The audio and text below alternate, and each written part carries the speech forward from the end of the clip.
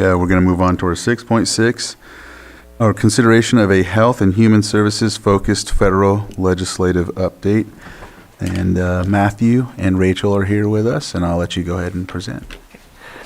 Good morning, Supervisors. Matthew Rothstein, Chief Deputy County Administrative Officer. As your board is aware, Paragon Government Relations has served as the county's federal advocacy firm since January of 2025. In addition to work with the County of Lake, Paragon partners with the California State Association of Counties and California Welfare Directors Association, for example. Their work in Washington, D.C. is a great support. Members of your board have expressed considerable concerns surrounding staffing reductions and proposed further cuts to health and human services and safety net programs. Rachel Mackey of Paragon is here via Zoom to present a health and human services focused federal legislative update, and our esteemed social services director Rachel Dillman Parsons is likewise here to provide local context at your board's request. And no specific action is requested of your board in connection to this item, but you may consider providing direction to staff as appropriate. And now I'm pleased to turn the presentation over to Rachel Mackey of Paragon. Thank you so much, Matthew, and thank you to the Board of Supervisors for having me today. Can you guys hear me okay? Yes. Wonderful. Well, there is a ton going on in Washington. This update could not be more timely. In about an hour and 15 minutes, two major committees in the U.S. House of Representatives will start marking up their portions of the reconciliation package, which is the main focus of these safety net discussions that we've been having of late. And then this evening, another committee will mark up its portion. So a lot will be happening today in real time. This update might not be accurate in 8 hours just based on what type of action Congress takes. But it's definitely an opportune moment to just kind of share more about what's happening. So to zoom out a little bit, I think that, we have been sharing with you in our weekly updates that the House lawmakers, Senate lawmakers of the Republican Party, along with the Trump administration, have one kind of keystone legislative priority this year, and that is a massive legislative package that will extend expiring tax cuts, many of which were passed in 2017 and are set to close out at the end of the year, as well as invest in the border, invest in defense spending, and perhaps overhaul some of the energy-related priorities that were negotiated and went into effect during the Biden administration. Taken together, the cost of this massive tax extenders package is upwards of $4.5 trillion. There are also new priorities that President Trump has expressed to be included in the package, such as no tax on tips or overtime, and those cost money as well. Given sort of the cost of these priorities, it has been widely understood and negotiated in these past few months that to pay for part of the package, there will be deep cuts to safety net programs on the mandatory side of the ledger in order to offset those costs. And the legislative vehicle that they are using for this process is a very wonky procedure called budget reconciliation. It's kind of confusing because the word budget isn't involved, but it really has nothing to do with the regular government funding and appropriations process, which mostly deals with discretionary money. And so that can be a little confusing because really budget reconciliation is just a way for the Senate, so long as it adheres to certain fiscal and parliamentary procedures, to fast track legislation, bypass the filibuster, which requires 60 votes, and pass a bill with 51 votes, a simple majority. That's why reconciliation tends to be an inherently partisan process. It is used somewhat frequently. This is the mechanism by which the Affordable Care Act was passed into law, the 2017 Trump tax cut bill, which is kind of at play today, the Inflation Reduction Act. These are all measures that have been passed using budget reconciliation. There are specific requirements that allow the Senate to unlock this privileged procedure that have to do with the deficit and how the policy is put together. I won't dig into those, but I will clarify that because of those rules, reconciliation packages tend to have a 10-year budget window in which the committees of jurisdiction are tasked with either finding savings of a certain amount or increasing the deficit by a certain amount.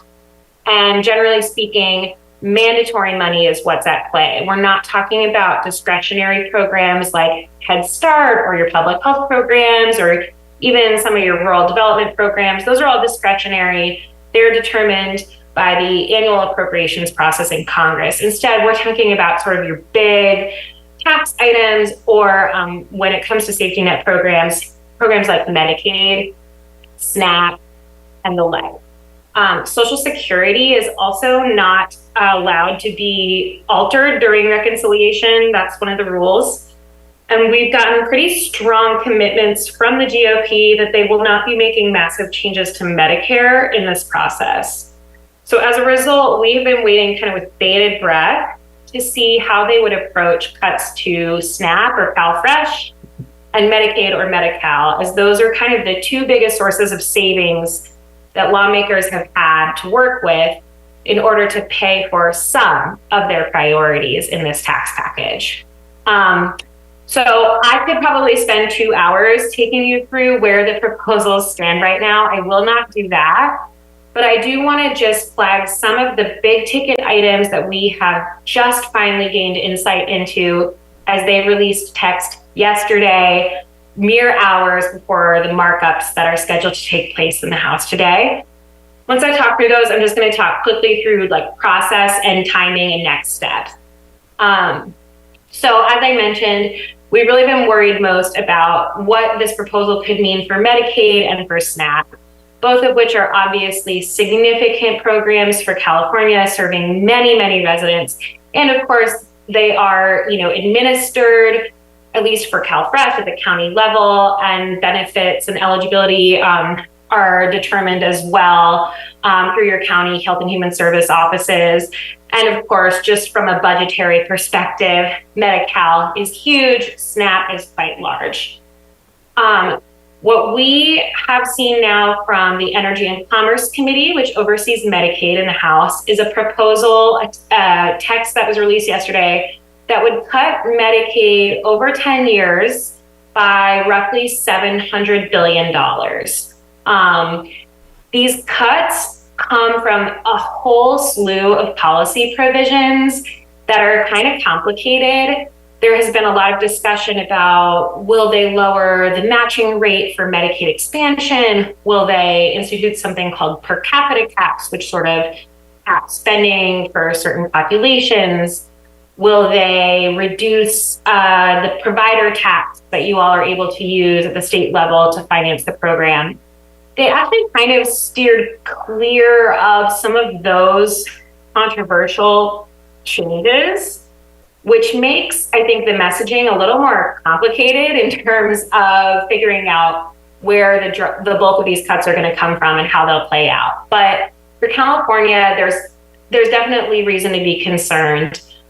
When it comes to provider taxes, which are a huge mechanism for states to finance Medicaid, the proposal would freeze existing provider taxes and not allow states to update them in the future. So your managed care organization tax would be sort of frozen where it is. There would also be some other tweaks that you might have to make on the provider tax front as a state in order to sort of like stay in good standing with that financing mechanism. There would also be a 10-point reduction in the FMAP, which is that federal matching rate for the expansion population in California, because you provide healthcare coverage through Medicaid just using state dollars to citizens and non-citizens alike, so to individuals regardless of their immigration status. So in this proposal, any state that does that, even if you are providing coverage to children, will lose federal funding for your Medicaid expansion population. And that proposal will impact about 14 states, so it's not just California being targeted, but of course that is going to leave, a hole in the budget. Another major change is the imposition of mandatory work requirements for Medicaid. This was pretty much expected to be an inevitable part of the package. Be an 80-hour-a-month requirement for work, a work program, or school. It would impact individuals aged 19 to, I believe, 54. Exemptions would be available for pregnant women, for adults with children, elderly, disabled, medically frail, which they get into a little bit definitionally in the legislative text, but would also be, I think, quite up to the secretary's discretion. And I think, from previous examples of what we've seen around proving a disability exemption to a work requirement in a program like SNAP can be pretty hard to litigate. So the work requirements would definitely be significant and be really onerous for the counties who are determining eligibility. The legislation would also force eligibility redeterminations to go from yearly to every 6 months. So again, that's more administrative burden for the states and the counties. So those are some of the changes that would get to this provision. There's some others in there. Another piece of the puzzle here is some regulations that they would delay that would make it, the regulations would have made it easier to kind of enroll in Medicaid and CHIP. They want to sort of delay or entirely block the implementation of those streamlining effects. They would also codify a proposed regulation that is going to make it a little harder for folks to access the Affordable Care Act. And along with not addressing expiring premium tax credits under the Affordable Care Act, the CBO, the nonpartisan scorekeeper of Congress, has estimated that this proposal, kind of taking the ACA and Medicaid pieces together, would lead to 13.7 million people losing health coverage over 10 years. So we don't have state by state breakdowns of that yet. I am sure that they will come, but that's sort of where the Medicaid provisions stand. Other savings from this title would come from a huge reversal of a lot of the energy provisions that were codified under the Inflation Reduction Act. There's also a lot in the Ways and Means text around energy tax credits and clean energy that would be reversed. So there's a lot of savings there. I don't follow that issue as closely, so my colleagues might be available to talk more about the energy related provisions and all of this. I will just say that Medicaid has been a huge sticking point for more vulnerable members of Congress on the Republican side of the aisle who have, expressed their concern that really deep cuts to Medicaid could jeopardize their constituents' access to health care and their ability to be reelected. Centrists seem okay with this proposal as it has come out, but as a result, some hardliners who I think wanted to see deeper cuts to Medicaid have expressed discontent. They don't like that it doesn't kind of go far enough. So the dynamics are still very fluid, and the proposal could be altered significantly today in committee through markups and other changes. So that's just something to keep in mind, that this is the most concrete we've seen out of Congress on this proposal, but it also could change. I will also add that the Senate has kind of had a mixed reaction to this package, and we could see further changes in that chamber.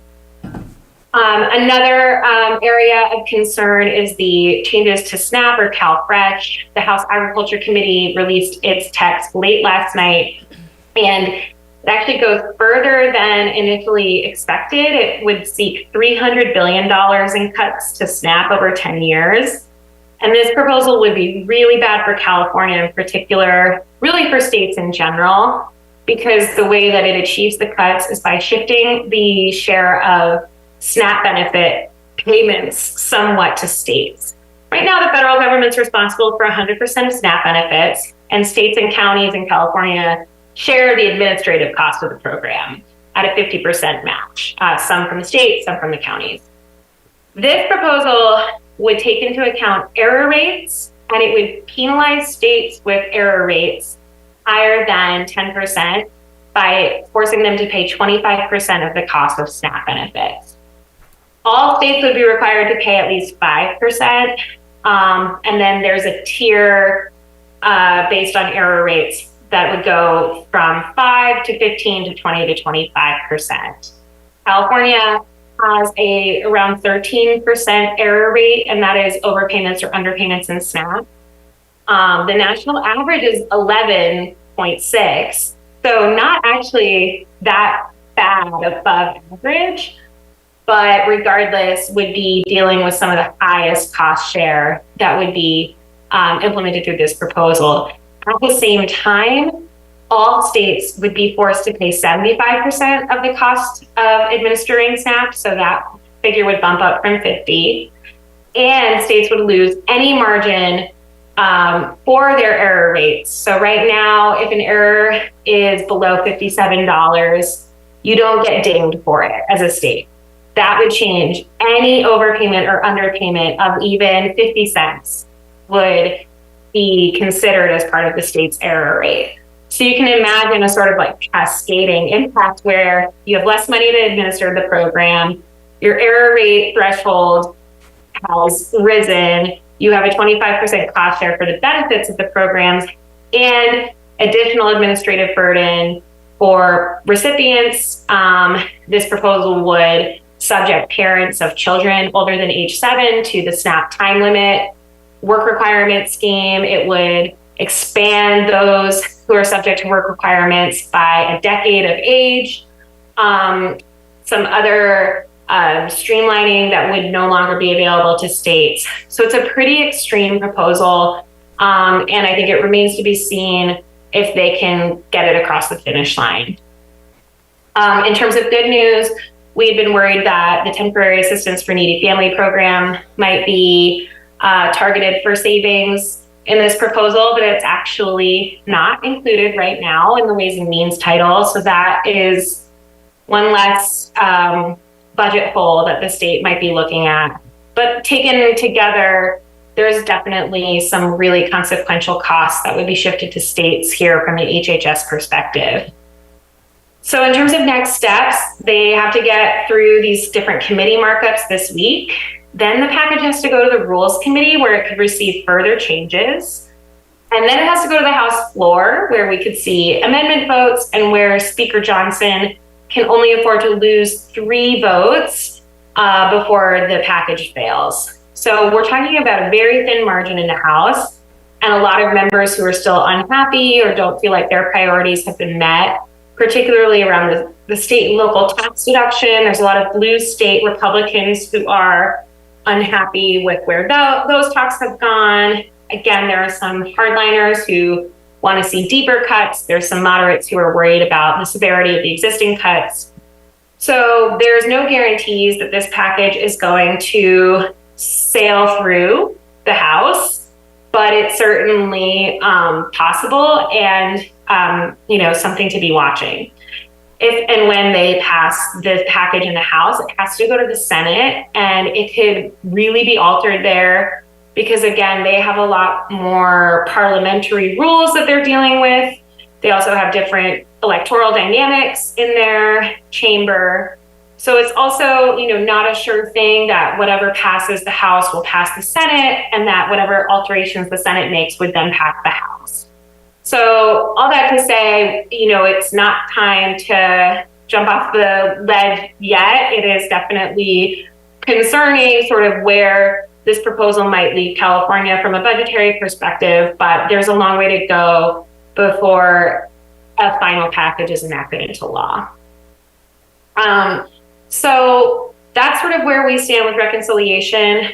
Quickly, I do want to just touch on some of what's happening at the agency level, because even as these major safety net changes are being proposed and discussed in Congress, we know that the federal government has already taken steps to really overhaul the federal workforce, particularly the Department of Health and Human Services. We know that those staffing changes are already impacting the technical assistance and availability of funding here on the ground. Those actions are kind of separate from what Congress is doing right now on reconciliation, but they, really do represent, I think, sort of the more real-time issue that you are all dealing with in terms of your federal partners suddenly being really understaffed, and a lot of grants being subject to additional reporting requirements, nonprofit partners on the ground losing technical assistance for their grants, et cetera. I think you all are probably well aware by this point that the reorganization at HHS is looking at a 20,000 FTE reduction in the agency across its many divisions. That includes the consolidation of key health and human services branches like the Administration for Children and Families and the Administration for Community Living. It would take the Health Resources and Services Administration, which oversees a lot of maternal health programming and community health centers, and dismantle that and consolidate those programs. And there's a lot in terms of local health departments going on with the CDC and others. So that reorganization is ongoing, although there has been litigation to challenge the constitutionality of those moves, particularly because a lot of them have prevented statutorily required functions of the agency from being fulfilled. So we're watching that litigation play out. There's also, as you all know, litigation playing out on COVID-19 public health and behavioral health funding that was frozen. There's other litigation playing out on the agency reductions in force in general. There's honestly too many lawsuits to really keep track of. But a lot of this is just kind of creating a soup of uncertainty that we are trying our best to distill. The president's budget proposal, which is a sort of streamlined document outlining his vision and the administration's vision for discretionary programs for the next fiscal year, came out recently, and its proposals for HHS definitely match some of the reorganization that we've seen. So normally with the president's budget, we encourage our clients to take it with a grain of salt, because regardless of who is in office, the president proposes and Congress disposes. It is up to Congress to decide how seriously to take the president's budget request. It's up to Congress to do appropriations and fund the government.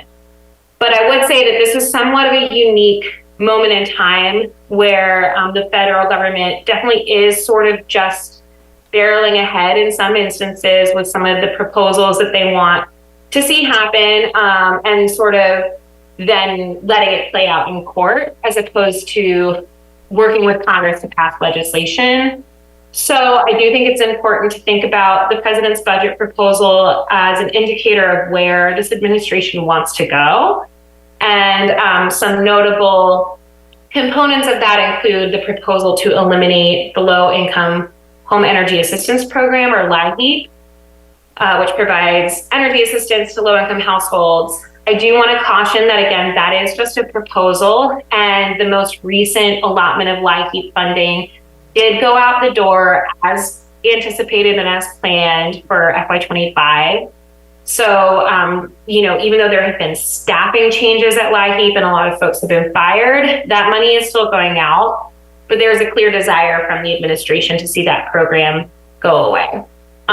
There's also obviously been some impacts to Head Start from the reorganization and the loss of staff and failure to renew awards. But as far as we know, Head Start was not addressed in the skinny budget proposal. One thing that was addressed, and I know is of concern for all of you, is the commodity supplemental food program. The proposal would get rid of that program and replace it with Make America Healthy Again food boxes, which I think is sort of a follow-on to the Farm to Food Box program that was done during COVID in cooperation between Congress and the administration. The complicating factor there, I think, is that the CSFP program is, a direct relationship with food banks, and it's a lot of non-perishables. And when you're talking about like a fresh food box, that can be a much more expensive proposition. And I also think that's something Congress would have to authorize.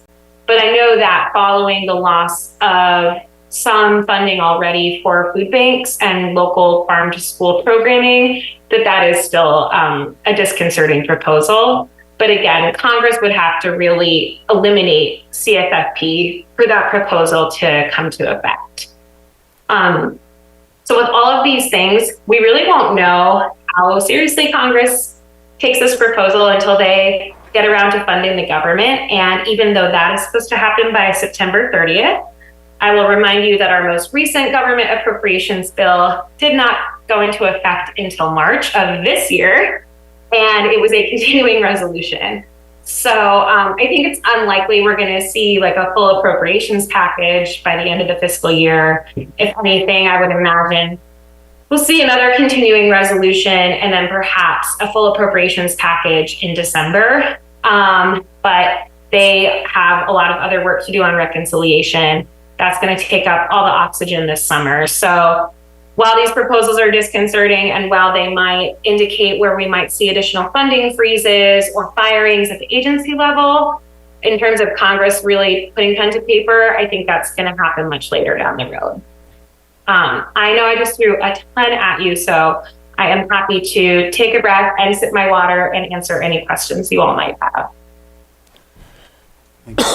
Any other things to add? Sure. Yeah. I'll throw out a few comments for you. So, in terms of how these proposals, they're not final yet, may impact Lake County, it's important to be aware that about half of Lake County currently receives Medi-Cal benefits, and about a third of Lake County currently receives SNAP, locally known as CalFresh.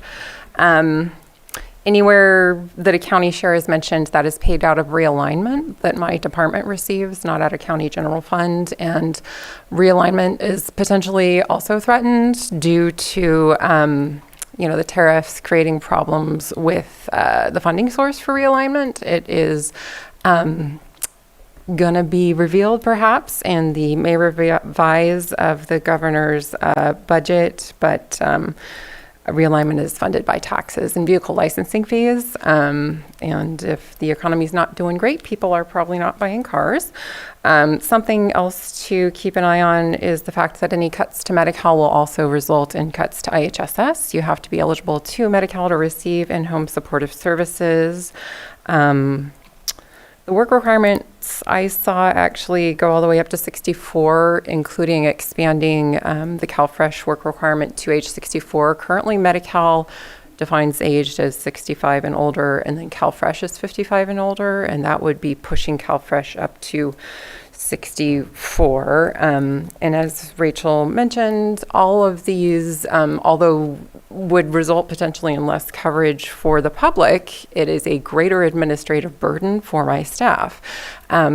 So hopefully the resources, namely funding, would be coming for that administrative burden, or we may be set up to fail in terms of implementing these new policies. Other things to be aware of, the unit that calculates the federal poverty level, which is a number used to determine eligibility for Medi-Cal, CalFresh, and a bunch of other safety net programs, was completely eliminated under Health and Human Services. They say they're going to reform that unit. There are concerns around that because the federal poverty level is not just tied to eligibility determinations, it's closely tied to foster care. And if it does not increase with the cost of living, more and more foster care cost will be passed to the state and the county, and it is a very large cost for us over time. The CSFP program through the food banks is a program operated by Redwood Empire Food Bank, and it is specifically for the elderly and disabled population. Other things to be aware of. The Area Agency on Aging funding will be potentially impacted by any social services block grant cuts. And then Section 8 housing would be impacted by any cuts to HUD. Last I saw, there was a proposal for a 43% cut to HUD and potentially a 50% reduction to the social services block grant. But as Rachel said, these are all proposals, and what it finally shakes out to may be different. Other things on radar, Head Start in the leaked skinny budget was proposed to be cut. It was not proposed to be cut in the final budget that came as a proposal from the White House. AmeriCorps has been completely eliminated, and although I don't directly administer AmeriCorps, is important to be aware of because it will impact our partner agencies. And then also on my radar is just the impact of any potential cuts to disaster-related response services like FEMA, and elimination of positions at the Forestry Service who help, manage our forests. I think that's everything on my radar. Rachel did a great summary. She has the real information. So thank you. And I would just clarify, thankfully, the threat to SSBG, which was mentioned as an important funding source for Adult Protective Services and Older Americans Act affiliated services, that threat was mostly going to be through reconciliation, and that is also not included thus far in the tax package that we've seen. So that's a big win on that front. And then the proposal to eliminate AmeriCorps is in the budget. That proposal was also in place during the prior Trump administration.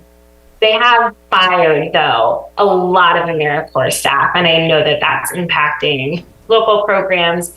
A lot of AmeriCorps staff work with food banks or on the ground doing environmental work, and I know a lot of communities are worried about sort of the capacity loss there through those programs. AmeriCorps has definitely also been part of a lawsuit that is challenging the statutory ability of the administration to just kind of fire everybody. So that's all I would add, but great additions from Rachel. Thank you. Thank you. All right, any questions from the board?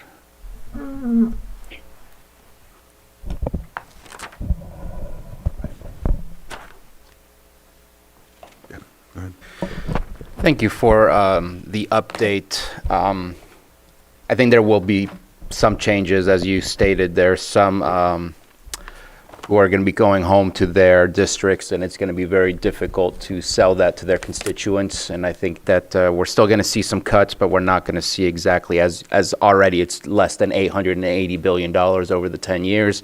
It's dropped to the $700 billion, very different dollar range. And I still anticipate the impact will be great, just not as much. This is definitely a discussion that we're keeping track of in the NACO Health Policy Steering Committee. Things are on, things are off, things are off. It's just, it's hard to keep track of it.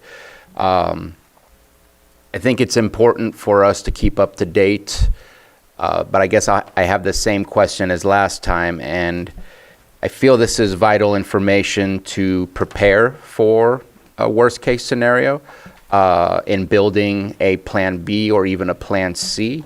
And I know that one of the comments that was made in return last time we spoke about this is it's a plan B or C could look scary to the public, but I think having these conversations or just turning on the TV is also scary for those who rely on these services, not knowing what's going on. And I think that no matter how vague Plan B or Plan C could be, saying that we have prepared something to pivot might help alleviate some of the stress and some of the potential fear that some people are feeling. Because I think this is useful information, but if we're not using it to prepare ourselves in a global way as far as Lake County goes, because it's not just social services, this impacts other health and human service departments. If we can show that we are prepared to pivot, then I think people would be in a better place and a better position to deal with what they're hearing. Because it could, if it's not you, it's very different. If it's going to impact you as the individual who are relying on these things, that is a vastly different perspective when you're turning on the TV or trying to make sense of what is happening. Especially one day you read something that sounds like your program might be completely denied and canceled. The next day, all of a sudden, it's back, and if you don't follow that, you might last a whole week thinking it's gone. But it's literally an hour-by-hour situation. I know that we did go to Washington, D.C. We were with Paragon, and it just seems like what you know today, do not rely on that being the knowledge of tomorrow. And so it makes it really difficult, but I still think we have a broad, vague idea of what is being planned. And I would love to see what does Plan B look like for Lake County, because there's many millions of dollars on the line, and I think the earlier we have those conversations, and the more the public is aware that we're preparing for those things, then I think the better off we would be. Yeah, I haven't heard anything really creative from other counties. We're just kind of waiting to see how it shakes out. I don't know that there are a lot of other resources if these cuts actually do occur, other than local nonprofits who are also being impacted. So definitely something we need to think about. Yeah.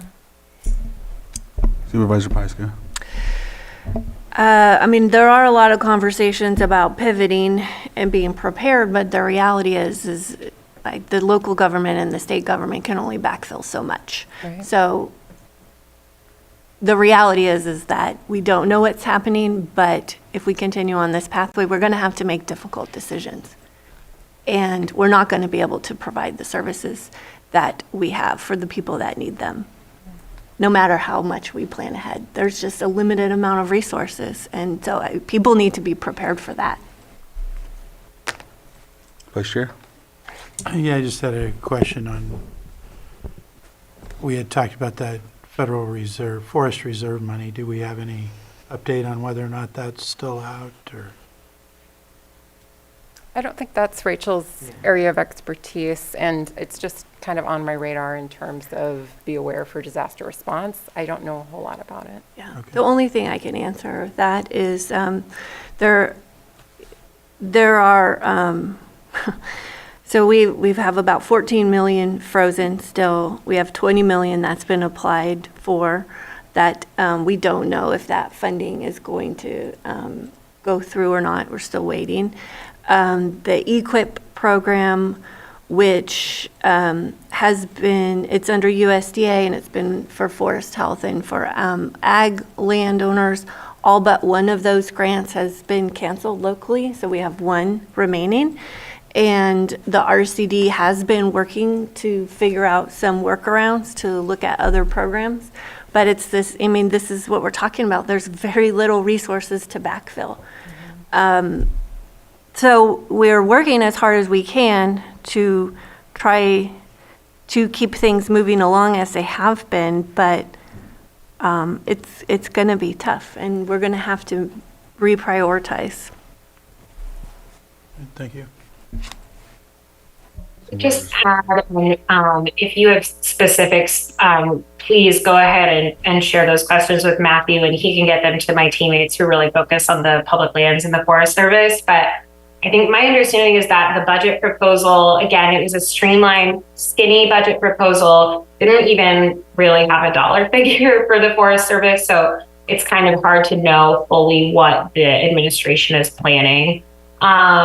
And of course, as I said, a lot of those decisions won't be made until, I would assume, later this year when it comes to Congress enacting new rounds of funding. So it's all very much in flux, but happy to kick any questions about that, as well as FEMA, as Rachel mentioned. disaster response. I've got great colleagues who are tracking all of that information as well and can answer questions you might have. Supervisor Sabatier? And just two more things. One, it was mentioned the HUD changes. It's not necessarily, again, black and white as to what exactly that looks like. We know there's a reduction in staff and workforce, and we've already seen some cancellations, at least from the continuum of care when it comes to some technical assistance. That's another addition of worries. We're not gaining ground on dealing with homelessness, but that's definitely not going to be helpful. And the state of California being in flux as well, that's not going to help. One of the things I'm trying to pay attention to, and I don't know what the dates are for some of the other states. I don't think we're first. But I know the state of California, our waiver 1115 is done at the end of next year. I'm concerned that there may not be a re-signing or an extension of the waiver 1115. And so as soon as we see a first state either getting extended or getting denied, I think that'll let us know which road we might be going down. And so if you can let us know as soon as there's any information, because I think there may be some this year. I know we're next year, but I think there were some states that were before us. They've been approving 1115 waivers here and there for states, but you're right, especially if you're talking about CalAIM. I mean, I think, and of course, this is really a conversation to have with a state agency, but I think that you have to expect that you are not going to have just like a straight renewal of CalAIM with this Center on Medicaid and Medicare Services. They've made it pretty clear that they're not as interested in social determinants of health when it comes to 1115 waivers, and have even rescinded some guidance on that. And there is actually a proposal as part of the Medicaid package within reconciliation that would require future 1115 waivers to be budget neutral. I don't know how you do that math. Sounds incredibly complicated because you're essentially dealing with a counterfactual, but they want it to be proven that the federal financial participation would be the same regardless of if the waiver is granted. That's, again, assuming that that goes through as part of reconciliation. That's an open question, but I think it points to the fact that this administration and DOP lawmakers are not eager to let states play around as much with the waivers. And so I would be in talks with your state right now, thinking through what a plan B might look like for your 1115 and CalAIM, and what changes might need to be made to kind of make it more palatable to this administration, because I just, from a political perspective, don't see a renegotiation or renewal just kind of being smooth sailing. That's the pessimist in me, so maybe I'm wrong, but I just think it's important to be kind of clear-eyed about where we are with this program. Thank you. And just a housekeeping note, I know Rachel Mackey of Paragon has about 3 minutes remaining until a hard end time on her end, so just wanted to point that out. All right. If there's anyone from the public that would like to come up and comment on this item on the agenda. All right, anyone on Zoom? All right, well, I'll bring it back to the board, and it looks like there's no other questions, so we hit the deadline you were mentioning, and if there's any closing remarks that you have. Just thank you for continuing to hear this and making sure the public is aware. It's important, and a lot of people are not aware exactly how many of these proposals will impact them personally. Right. No, thank you for giving this report. And I just want to briefly say thank you to both Rachel Mackey of Paragon and Rachel Dillman Parsons of our Department of Social Services. Again, the updates you provided are very important, and thank you for the work that you're doing on a constant basis to keep up with all the changes. We truly appreciate it. Right. Thank you. My pleasure. Thank you so much for having me. Hope you all have a wonderful rest of your day. All right. Take care.